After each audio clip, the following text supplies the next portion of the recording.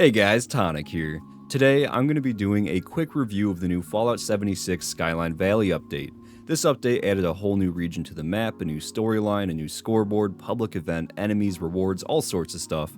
It was a huge update and there is a lot to cover with this one, so without further ado, let's get right into it. Now I know I am a little late to this, it's been out for a few weeks now, but I've been really busy lately, so I wasn't able to finish the storyline and check everything out in the first couple of days, but I just finished it this week and I gotta say, I really liked it. Now in this video for the first half, I won't go into any major spoilers, I'll just give my general thoughts on the new map expansion, quests, enemies, rewards, all that stuff, and towards the end I will dive into spoilers a bit and talk more about the story. So I will put timestamps on this video so you can skip over the spoilers if you want. But starting off with this new update, when you launch the game, you will get a new radio broadcast that sends you to a vault door stuck in the ground in the forest region. And here we learn that it's from Vault 63, so we head over to investigate. And of course the door is gone so we can head right in. Inside you will find some new enemies called the Lost. After clearing them out, we get into contact with someone over the intercom, and they tell us that they need our help and to come over to the new region. On the way over to the new area, you will notice that the sky is red, and we find a man who came to investigate and lost his friends. So we go and look for them, and this takes us deeper into the storm.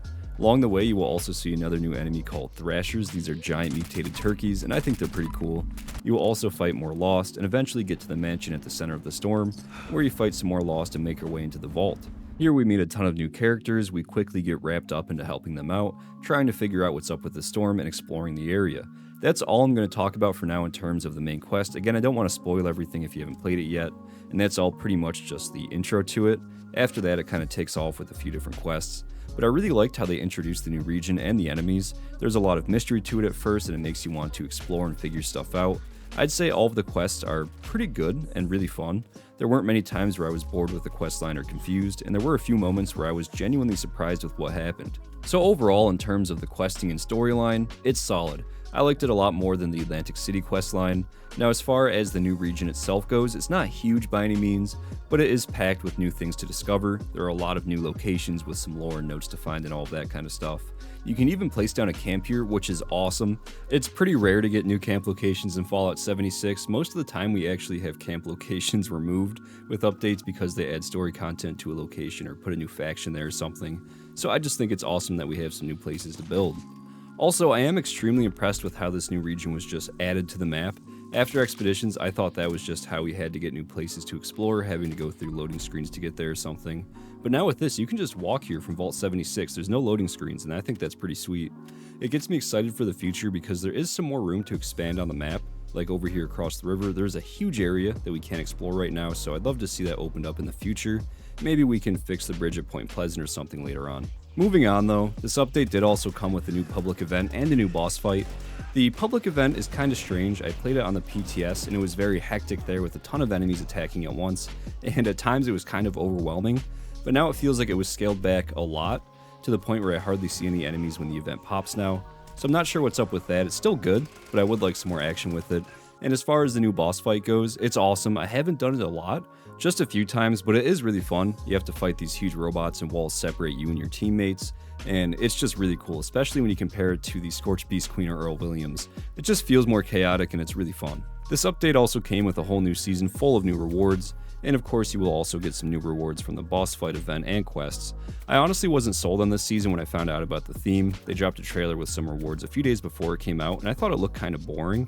But after getting some of the rewards and looking at what's ahead, I actually really like it, and I'd say it's one of my favorite seasons recently. The theme kind of grew on me.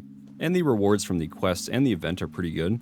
I'm really happy with how many new plans I got from the quest line. After every quest, I would check right away to see what I got.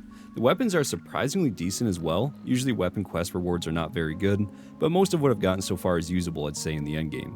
Another thing I really liked with this update was the tone of everything, I guess. Some of the past few updates have been somewhat lighthearted and at times kind of wacky, but this one felt like an older Fallout questline. There were dark moments, some hard decisions, characters that I really came to like, and a few surprises. After I finished the main quest, I actually looked up every other ending online just to see if I made the right choice, and I haven't done that in a while when playing Fallout 76, looking up other dialogue choices and stuff, so again, I really liked the story. And speaking of the story, I will get into some spoiler territory here, so if you want to avoid that and just get to my final thoughts, please skip ahead. But with that being said, some of those quests were pretty cool. I really liked the one where we had to disguise ourselves as cultists and sneak into the cultist cave. That was neat, being friendly with the Mothman cult, even if some of them don't really believe. It was just cool to walk around and talk with them and check out their base without having them be instantly hostile. And it makes me want a future DLC where we can actually join the cult or something along those lines. Also, the end of that quest actually did surprise me. I went in there thinking that I was going to do good and talk with the leader, and it did not go very well. I didn't see that coming, so that was one of my favorite moments. Another great moment was the end of the quest line. I just sat in the dialogue menu for a minute trying to figure out who to side with, and I ended up going with Oberlin. I think that was the best move for my character. But after I did that, I googled the other endings, and siding with Hugo is pretty gnarly. I was not expecting that.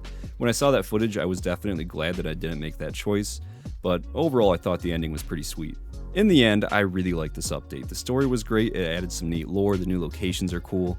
Now, I have seen some people say that this is one of the best updates ever, and it's just as good as the Wastelanders update. Now, I still think Wastelanders was the best, but this is definitely up there. I think it's one of the best updates that we've gotten in the past few years, and that's really cool because this game is pretty old at this point. I've been playing since launch and there were plenty of highs and lows, and honestly, there were some times where I thought this game was on its last legs, but they were able to push some stuff out and keep it going. But now with this update, I'm genuinely excited for the future again. There is still some more room on the map for another map expansion, so I really hope that we get another one in the future. But if you are wondering if it's worth hopping back into Fallout 76 to try this out or jumping in for the first time after all these years, now is a great time.